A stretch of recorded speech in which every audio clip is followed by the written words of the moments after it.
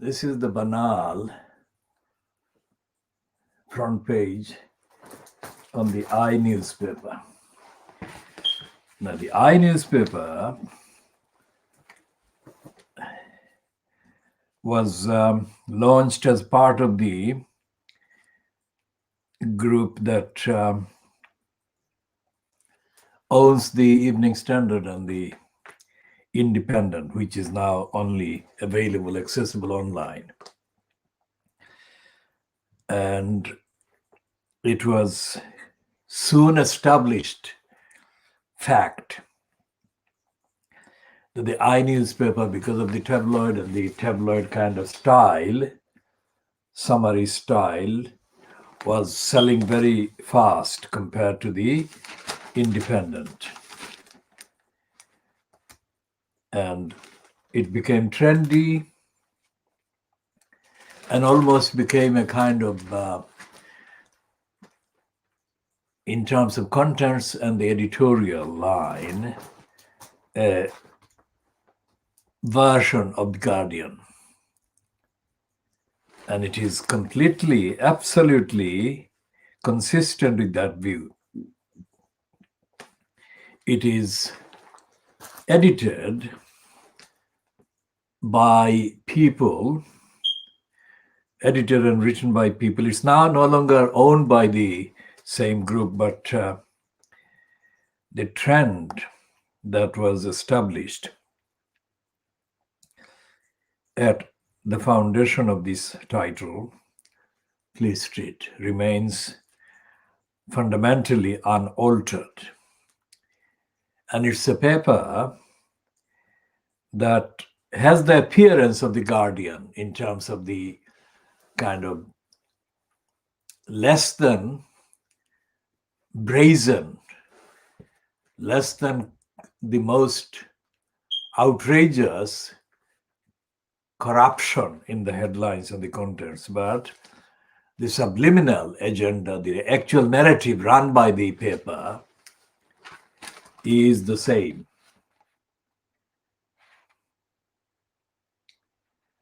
And it is increasingly pandering to the Boris Johnson-fronted cabal. In other words, the so-called British government fronted by Boris Johnson. For example, in the paper today, Thursday, the 31st of December, 2020, on page 5, it has got a promotion for Oxford AstraZeneca vaccine rollout, which is being promoted, pushed by the occupant in the bogus post of health secretary in the cabal fronted by Boris Johnson. And it says that route out of this pandemic is the proposed, the undergoing rollout of the vaccine.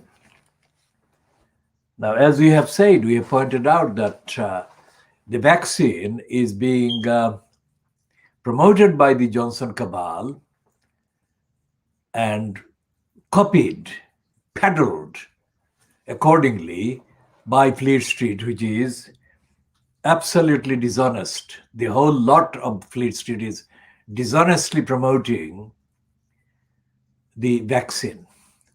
Now, we have no objection to genuinely, extensively, and exhaustively tried and tested and verified independently any medical help or application that deals with any illness, including, of course, this pandemic. But there is serious concern that the vaccine that is being promoted, or the versions of the vaccine being promoted by the big business conglomerates, are all being marketed and promoted at a speed that is not consistent with the scientific requirements. and the ultimate requirements of safety of the people being infected who are supposedly going to be either immune from infection or being cured of the infection, whatever the level. And the reason why I'm saying whatever the level is also connected with the fact, which we have been exclusively pointing out consistently for months now. There is no public disclosure of the various steps and stages that any of these vaccines have been kind of taken through before being marketed in the furiously consistent or persistent way that the Fleet Street papers and the mainstream so-called news outlets in the UK are doing. A time will come soon, whenever it is, but a time eventually will come when all of these will be condemned because they will be found to have been responsible or causally linked with the worsening of the situation rather than the opposite. And the political decision makers, the criminals who are being brazenly, dishonestly optimistic in their stances and their postures, will have been out of office well before the reckoning takes place. And that is how the system, the democracy, is so corrupt that you cannot hold to account criminals posing as elected politicians making decisions for political advantage. And the political advantage is linked with the propensity on the part of the majority of the gullibles to take as given most of the propaganda, the political propaganda, which is very much evident in the fact that they voted 52 to 48 for Brexit based on promises and scenarios created by liars fronted by Boris Johnson, who promised totally untruthfully all kinds of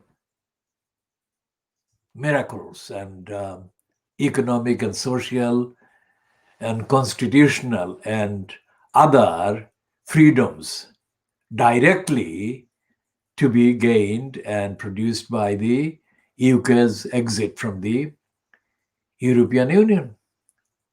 That is not happening. And all the contents of the overwhelming majority of the comments and commentators and observers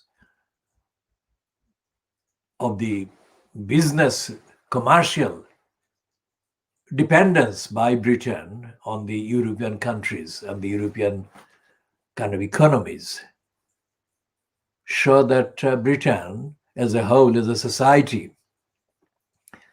is going to lose rather than gain. And we have pointed out specifically in the run-up to the so-called referendum that was staged in June 2016 that the real spur and the incentive, the impulse, was based on racism and imperialism and the corruption of the British kind of ruling cabals and conglomerates that pushed the agenda for the political direction that the given government in this country takes at any time on any issue. And it does so regardless of which particular political party color is worn by the ones who occupy the positions in government offices. For example, from the May 2010 until the 2015 election, the government was a collusion government, a collusion between the David Cameron-fronted cabal of the conservative liars and the criminal sick-making Clegg, representing the liberal dumbs and dummies. The Lib Dems are another version of the Conservative Party and the Conservative ideology. As we have been saying, the two contenders for the so-called election to become leader of the Lib Dems in the current parliament following the 12th of December 2019 so-called election, both are fanatical proponents of nuclear warfare. As we have been saying, for the records and for reference, when the two, that is Ed Davey, who is now installed as the leader of the Lib Dems, and Jo Swinson, who is no longer even an MP, but she was the acting kind of leader or leadership kind of potential leader at the time. That was before the election, before their leadership election. They appeared on Channel 4 News and they were interviewed, so-called. When we say so-called, we mean that we don't recognize the general description without qualification. And we say that most of the times when we mean to question the veracity and the plausibility and the actual neutrality and the objective kind of acceptance or acceptability of the particular action or channel or program or item. So when they appeared on the Channel 4 News, so-called, and were interviewed, so-called, by the woman called Cathy Newman. Cathy Newman came across as being a fanatical nuclear war supporter. This is important because Cathy Newman has been furiously and ferociously promoted as a symbol of the woman at the front line of news presentation and television personality. I mean, the fact that she is a fanatical proponent of nuclear warfare shows that her being a woman means absolutely nothing for society, for other women, because she is prepared to massacre women, children, and everyone else in the target country or target kind of territory. So she suddenly asked them whether that was prepared between her and them ahead of the actual recorded event of the news interview has not been disclosed, but it is possible that she and they and Channel 4 News organization itself had prior agreement that she would kind of spring that one on the viewers. She sprang it on the viewers and asked them, as shown, without any preparation on the part of the viewers, whether they, Jo Swinson and Ed Davey, would support nuclear war and whether they would press the nuclear button. That is the phrase, or that is the paraphrase I'm making of what she asked them. It's like a game, it's like a fun. Would they press the nuclear button? And they both like literally looked as the program, as the item was edited and shown, vying for, racing to the answer, saying yes. And they came across as competing with one another to show to the viewers and the Lib Dem party electors which one of them was the most fanatical and zealous supporter of the nuclear button. Now, there has not been for decades any reason. Well, there never has been any reason, but for the last few decades, there has been no reason for pressing the nuclear button at all. In fact, there is no reason for promoting warfare of any kind of weapons, any kind of war. And the contrast is that the Fleet Street papers and the mainstream BBC broadcasters in Britain didn't discuss this, didn't examine this interview and this position. And the reason why they didn't is because they all support nuclear warfare. As if it's a game played in the kind of outer space somewhere without affecting any living being or the planet. Now there is enough arsenal, nuclear weapons arsenal on the planet owned by China, the USA, Russia, UK, France, Germany. Well, Germany, I'll have to check that one. But all these countries that have the nuclear weapons have got more than enough to destroy the entire planet. And this is something that the United Nations should be discussing and member countries should be discussing as a way to avoid, not only avoid, but to denuclearize the arsenals and find a way for countries and nations and peoples to exist by respecting the environment, by respecting the basic needs and rights of the people across the whole globe. This is not something that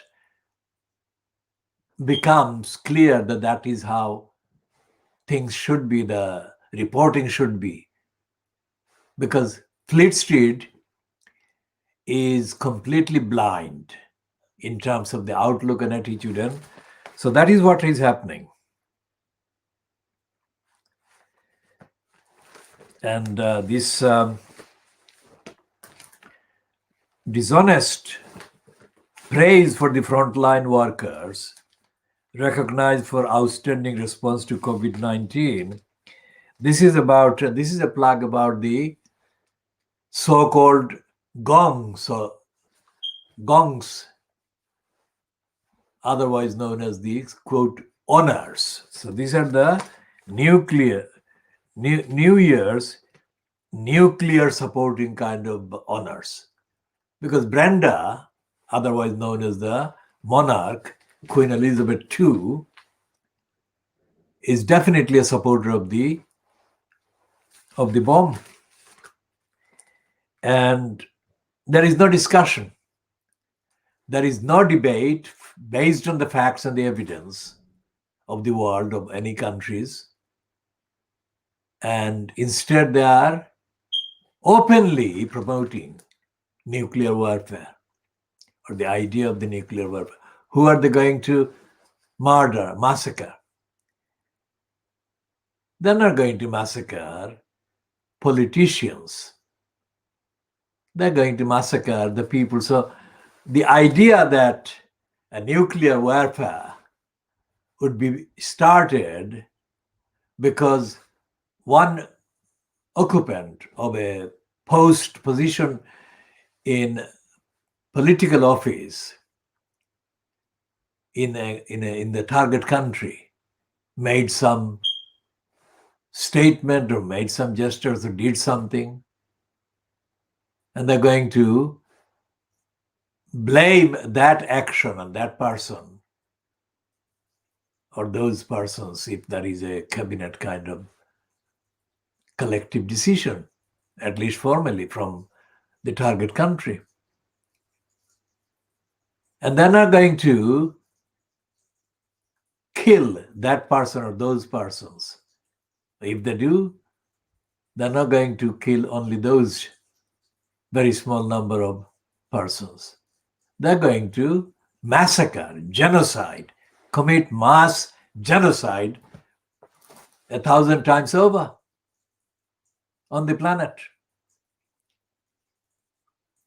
And so the United Nations, currently the United Nations current Secretary General is the Portuguese ex-politician Antonio Guterres. I mean, under his occupancy in the post, the United Nations agencies have been kind of posting all kinds of achievements and all kinds of praise and whatever, and ingratiating the United Nations to the likes of Gandhi, M.K. Gandhi, the likes of Nelson Mandela, the likes of Martin Luther King, and other icons that have been created to represent, after their deaths, represent alleged affiliation by the kind of peace-loving people which the United Nations bureaucracy pretends to be supportive of. But the United Nations is not actually supporting the real campaigns and the calls for an end to the massacres that are going on right now. Massacres of the children, massacres of the innocent people, and all the people are innocent. They don't deserve to be bombed and massacred, whatever the offenses. Yemen is the current example, the worst current example, but the rest of the Middle East, so-called, is also targeted for ongoing war crimes and crimes against humanity that the United Nations is in effect silent about. The last 24 hours of 72 hours or 48 hours, whatever the length, the last few days, let's say, the UNO has been issuing platitudes warning Uganda to make sure that the coming election, or the election that may be underway right now as I speak,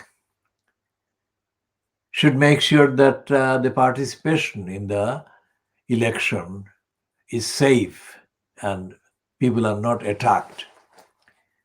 Nothing comparable at all to that which is correct and which we support in principle. Which warning, I mean, or the call. But nothing like that call has been made to Trump and to the Brazilian dictator or the Filipino dictator or other dictatorial regimes and frontiers of so-called elected government. So the United Nations has not been talking about ending war, really, and not publishing the evidence of warmongering and war making and war trade that has been rampant throughout the last 5 years or whatever number of years that Antonio Guterres has been incumbent in the post as Secretary General of the United Nations Organization. And the recent celebrations of the founding of the United Nations have been equally full of platitudes by Guterres and his co-bureaucrats. So there is a serious gap between what the United Nations agencies can do and what they are doing. There is a very serious, very big gap.